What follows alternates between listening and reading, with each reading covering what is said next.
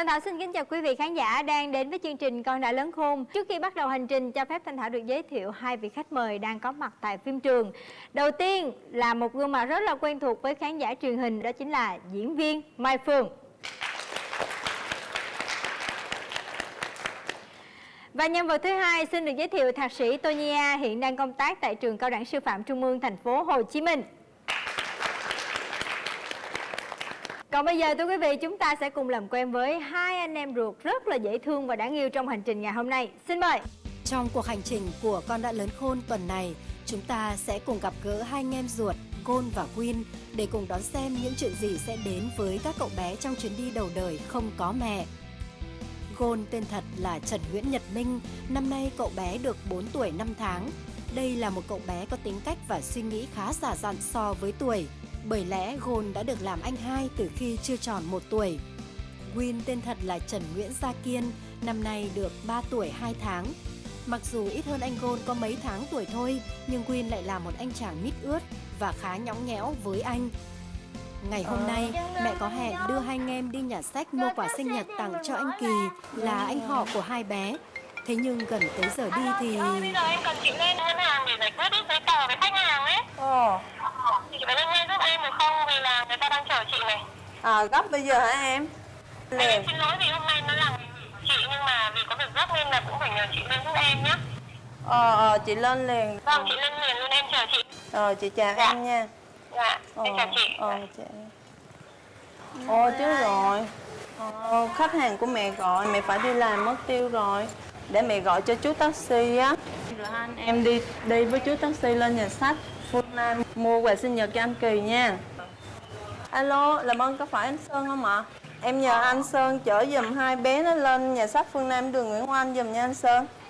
Dạ, anh Sơn đứng ở ngay chỗ đầu quán phở, hai bé nó ra đó rồi anh Sơn chở bé đi tới nhà sách Phương Nam giùm em. Nhưng mà đúng 4 giờ là anh đón bé nha. Xong sau đó anh chở xuống công ty em giùm nha. Anh em làm mẹ dặn nha. Con lên nhà sách con mua cho anh Kỳ một con gấu bông để tặng sinh nhật anh Kỳ, biết chưa? Rồi sau đó con mua một cái xe đẩy đồ chơi cho mẹ. Sau đó là còn dư bao nhiêu mẹ sẽ cho hai anh em là tô tượng nè, hoặc là mua bút chì màu hoặc mua đồ chơi, thì hai anh em chọn cái nào cũng được. Mà nhớ là cho mẹ là đúng 4 giờ là có chú taxi đợi ở trước nhà sách. Xong sau đó là con Vậy là hôm nay mẹ có giao cho hai anh em một nhiệm vụ là đi tới nhà sách mua gấu bông tặng cho anh Kỳ nhân ngày sinh nhật và mua một chiếc xe đẩy đồ chơi trong vòng 1 tiếng đồng hồ, rồi lên xe cho chú taxi trở về công ty của mẹ. Vào cuối tuần, hai anh em vẫn được ba mẹ cho đi nhà sách chơi nên việc mua đồ với hai anh em không có gì là khó cả. Thế nhưng hôm nay chỉ có hai anh em đi mà thôi, mà ông em Quyên lại vô cùng nhõng nhẽo, thì không biết liệu mọi chuyện có suôn sẻ không đây?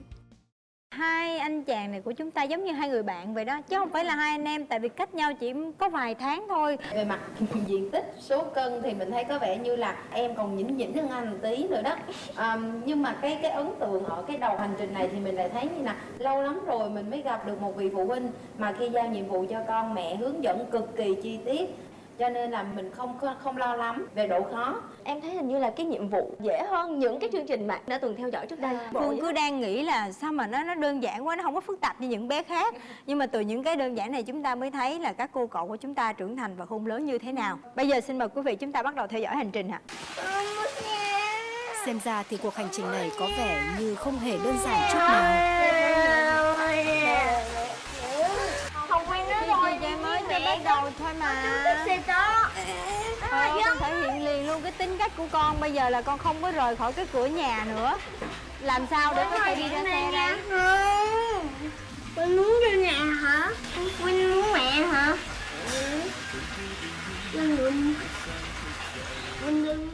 Để thuyết phục được cậu em cứng đầu này thì ông anh đã phải dùng chiêu Không thể bóc nha. Đổ đi thôi nha. Đánh nước lên. Cuối cùng thì anh Hai Gôn đã thành công với chiêu này. Giờ thì mau mau đi tìm chú taxi thôi nào. Trời, nó bỏ chú vậy. Thật may là chú vẫn còn ở đó. Con ta đây chồng muốn hơi Giờ thì lên xe đi nhà sách mua quà sinh nhật cho anh Kỳ thôi.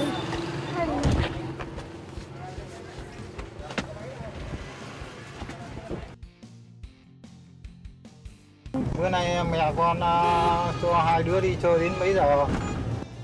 Dạ lúc 8 giờ. 8 giờ. 4 giờ mà. Dạ. 8 giờ tối à? Dạ 8 giờ tối. 5 giờ đi tắm biển. Tí tới nhà sách hai đứa chơi nhớ 4 giờ là bác nhà bác đón hai đứa trở về công ty mẹ nhá. Nhớ chưa? Nhớ. Nhớ. Cái nhà sách Phương Nam kìa. Đấy. Đi tới hẳn vậy đúng rồi. Đi tới hẳn vậy Nhà sách đúng Phương rồi. Nam là nơi mà hai em vẫn thường xuyên đến Tô Tượng mua đồ chơi và ngồi nghỉ mệt uống nước trên quán cà phê sách ở lầu 3. Khuôn viên nhà sách rất rộng và lại có hai hàng lầu với những chiếc kệ gỗ cao hơn cả đầu hai anh em. Nên liệu việc mua đồ có dễ dàng không đây? Đừng biết mua xe gì Rất nhanh nữa. chóng, hai anh em đã tìm thấy quầy đồ chơi. Đúng rồi. Đúng rồi chứ. Mấy chục ngàn dữ. Ủa có xanh đỏ không? Có màu đỏ không vậy Tê? Tê nhỏ luôn à. Ủa có chiếc màu đỏ không vậy Tê? Nên hai tiệm nãy giờ cũng chưa thấy. Anh hai nói chuyện dễ thương quá ha. Cái này Đang say sưa với các món đồ thì đột nhiên kia. Đâu?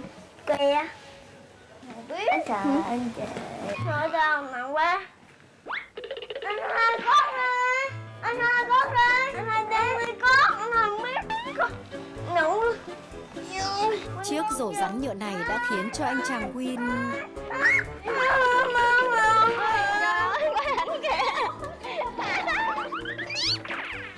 trong khi ông anh Gôn thì lại rất dũng cảm. Con rắn, con tìm ra con rắn, con sợ. Con lựa xong con để đâu rồi? Con để đâu con không biết cả trường. Nè anh hai mà, anh kia là trốn luôn rồi đó. Con mẹ đi làm. Con mấy tuổi? 3 tuổi thôi. Anh này đang rất là cố gắng để cất lên từng con rồi, tội chưa?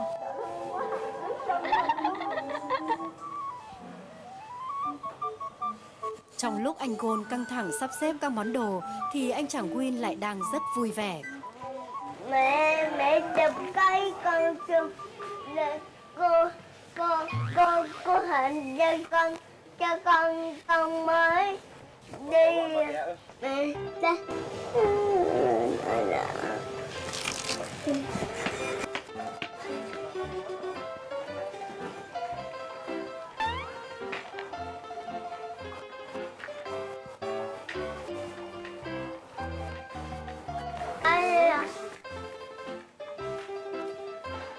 Tao tiền đâu nào.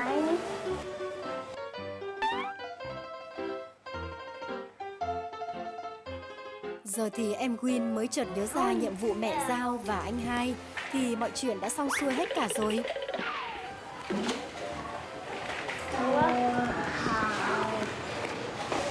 Anh hai ơi, đâu mà không cần. Có vẻ như Gôn đang rất giận Win thì phải.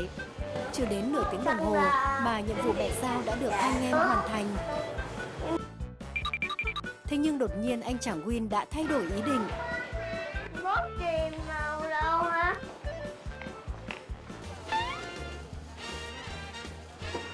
Chờ lâu không thấy em quay lại, Gôn đã có một quyết định. Con xuống với em nha. Dạ. Ủa thằng Win đâu rồi? Win!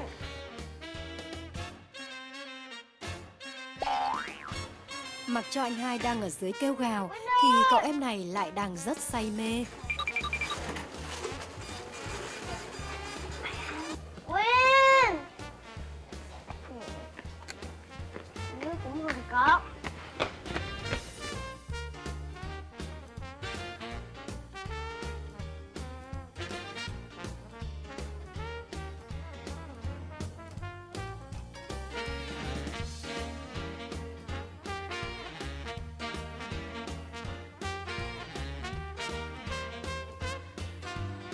Em rất là em bị trễ.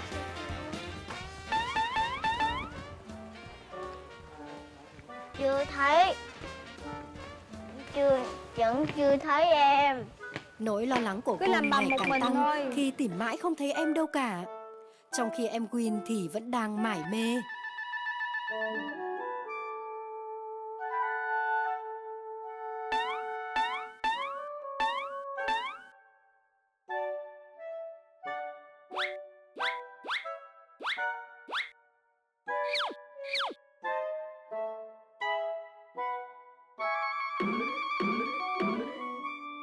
Tư thế vậy mới chịu. Cực vậy con.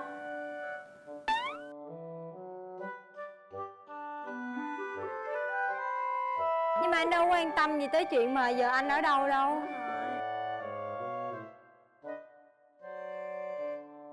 Bây giờ thì là sẽ có hai cái tình huống xảy ra. Một là Gold sẽ tự đi lên lầu để tìm em. Còn hai là sẽ đi nhờ ai đó. Thì theo Phương sẽ đoán là Gold làm cách nào? Phương nghĩ rằng là Gold sẽ tự đi tìm. Tại vì từ đầu giờ Gold ít có cái sự giao tiếp với bên ngoài. Nếu là Quyên đi tìm anh thì Quyên sẽ đi hỏi. Còn một điều nữa làm Gold rất là bình tĩnh. Nãy giờ hầu như là từ cái chuyện là ảnh làm đổ rắn ra anh cũng sợ chứ bộ. Nhưng mà anh cũng không mất bình tĩnh, vẫn kiên nhẫn xếp lại từng con.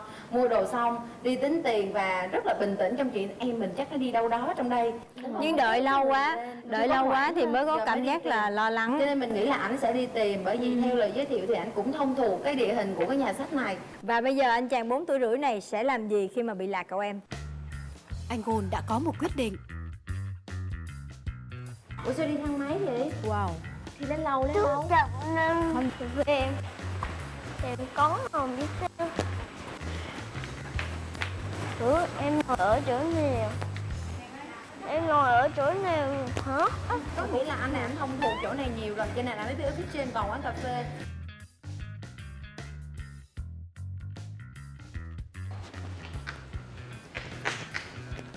Chắc là Phương phải lên nghỉ ở đây. Anh nghĩ là phải lên ngồi trên này. Cũng không có em luôn. Quyên. Quyên có không?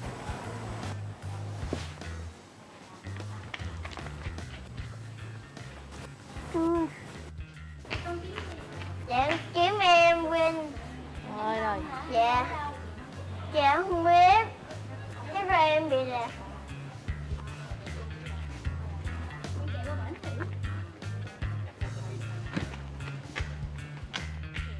Đang lo lắng là thế mà bỗng dưng ông anh chu đáo này đã bị phân tâm bởi...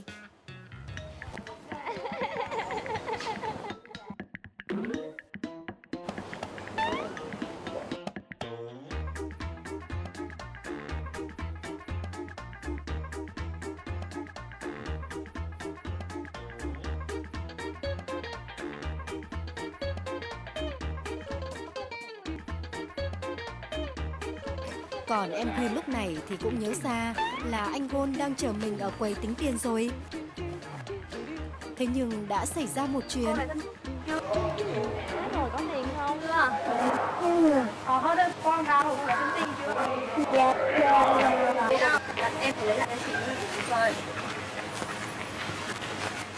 Thì giờ theo làm sao cái này không được. Cô là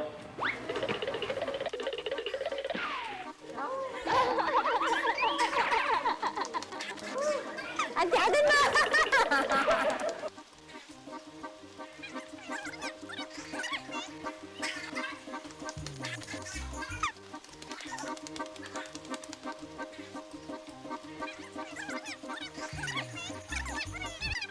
Cô hỏi con nè, sao con lại tự bóc may ra?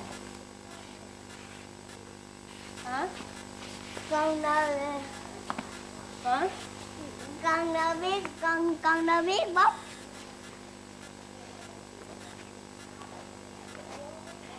Con ngu biết bóc đâu. Sau 2 vòng chơi trò mèo vờn chuột thì cuối cùng cô nhân viên đã phải chịu thua cậu bé láu lỉnh Quyên này. Còn anh Gold lúc này dường như đang vỡ hòa vì...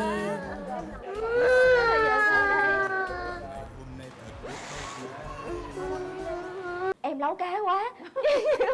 Kiểu lém lĩnh của ảnh ở đây là ảnh cũng hơi lo lắng một chút, sợ là sẽ bị bắt lại, rồi không biết là sẽ giải quyết như nào khi mà mình không có tiền nữa. Bây giờ Gold thì đang rất là hoang mang, không biết là em ở đâu.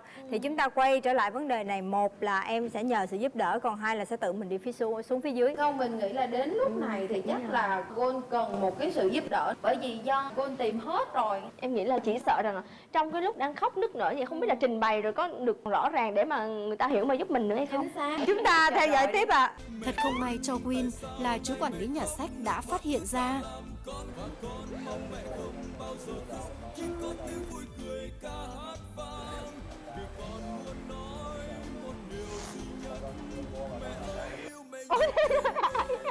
Bối rối quá cho nên con cứ lột ra con đi vô.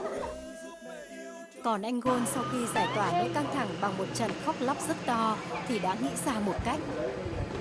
Con em quên rồi, mẹ quên.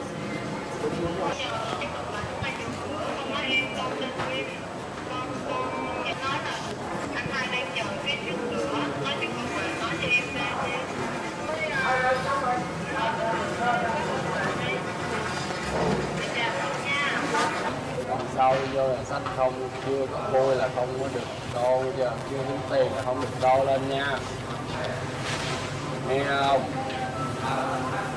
Rồi giờ con cầm hai cái này lên đây nha, đeo cái này vô nhanh lên. Cuối cùng thì chú quản lý tốc độ này đã không phạt cậu bé Quyên vì tội lấy bút màu vẽ và tập ra vẽ khi chưa thanh toán tiền, mà chỉ nhắc nhở mà thôi. Rồi bây giờ con cầm cái này, hai cái này lên đây.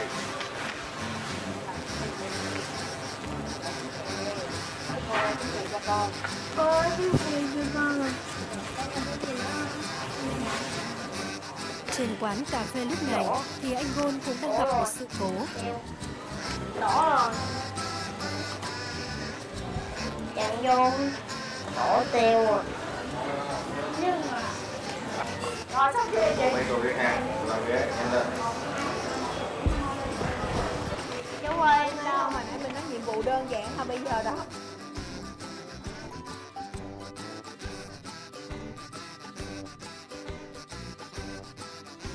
ăn đâu?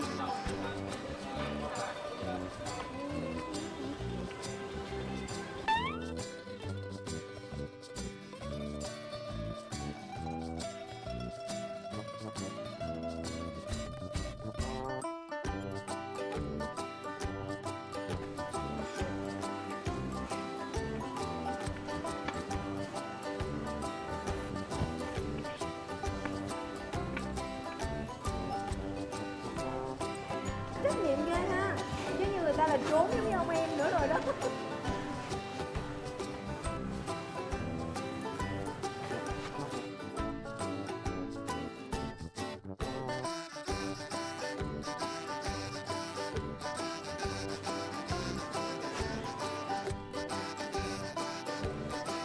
Sau một hồi lau chùi thì anh chàng Gold cũng đã hoàn thành xong. Thật may là cậu bé đã biết tự giác, chứ không thì sẽ lại giống như em Quyên. Để ăn kem chú. 15 phút trôi qua mà vẫn không thấy anh hai đâu cả. Cậu bé Quyên bắt đầu sốt ruột.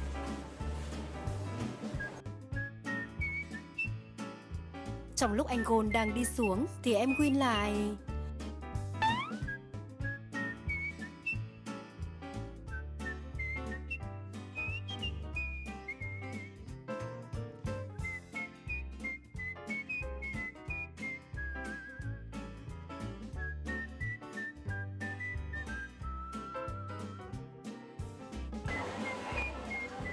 Anh hai đâu? Tiền anh hai đâu hết?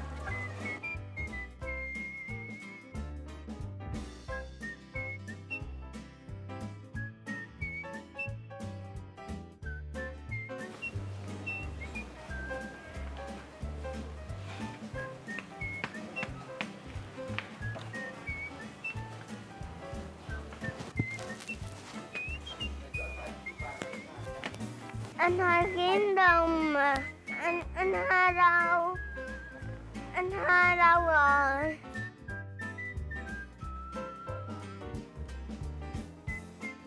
Anh hai! Anh hai ơi! Em đây!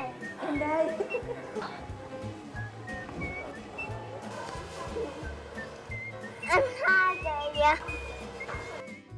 Anh Gôn thì như vẫn còn đang rất giận dỗi cậu em thì phải. Em vừa là nước ngọt. Nước ngọt cua vậy. Em cũng có nước ngọt nè. Vậy là mọi khó khăn đã hết khi hai anh em ở bên nhau rồi. Giờ thanh toán tiền với cô, rồi đi ra chú taxi, đi về gặp mẹ thôi nào. Chú cô. Vô. Hiểu.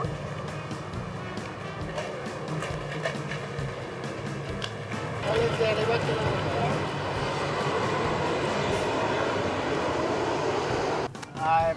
Mẹ con gọi này. Dạ. Nói chuyện với mẹ. Ủa? Alo? Mẹ hả? Dạ. Nên về. Đưa đây.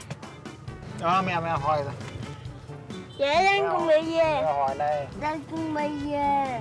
Dạ ăn mua rồi mẹ, mua món quà đến Kỳ rồi. Nay sinh nhật anh Kỳ. Bữa nay sinh nhật con qua rồi chú. Sinh nhật con cũng qua luôn rồi. Qua luôn rồi. Mua xe tăng hay máy bay chứ con trai đi chơi gấu bông à?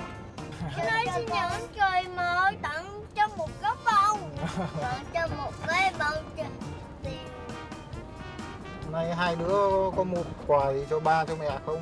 Dạ không, bữa nay dạ không. Dạ sinh nhật ba mẹ qua rồi.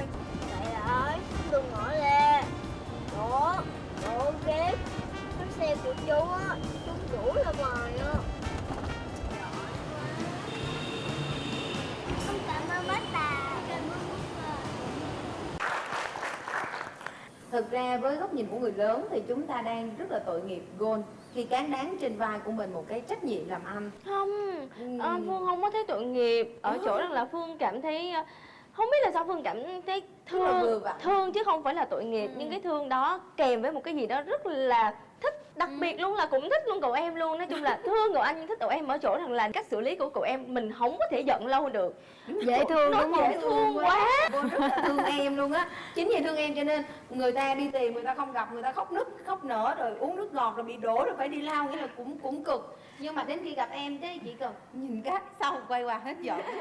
Bây giờ Thảo muốn nghe ý kiến của mẹ hoặc là bố để xem là bố mẹ cảm giác là các con có khác gì so với lúc ở nhà không ạ? Nếu như mà ở nhà như thế chắc sẽ đánh nhau á. Nói tại sao đi mà không đi theo hay này kia. Nhưng mà ở nhà thì có thể sẽ đánh nhau. Có đánh nhau. Dạ wow. có 5 phút là một lần. Trời ơi. Trời ơi. Thấy bất ngờ khi hai con đi với nhau mấy tiếng đồng hồ cũng nhiều sự cố mà yêu thương nhau vậy không? Dạ rất là bất ngờ. Dạ. Cảm ơn chương trình đã cho hai bé một cái thử thách mà mẹ rất là mong muốn, và để xem coi thử là con mình còn thiếu chỗ nào rồi mẹ sẽ bù đắp cho con trưởng thành hơn. Cảm ơn bố mẹ đã tin tưởng chương trình và cho các em một cái cơ hội để cho Win và Gôn ngày hôm nay thể hiện được cái tình cảm của hai anh em. Cảm ơn quý vị khán giả đã dành thời gian để chia sẻ với khoảnh khắc đáng yêu này của hành trình Con Đã Lớn Khôn. Thưa quý vị, chương trình Con Đã Lớn Khôn sẽ được phát sóng vào lúc 17h55 trên kênh 1 của Đài Phát thanh Truyền hình Hà Nội vào mỗi buổi chiều Chủ nhật. Mời quý vị cùng đón xem.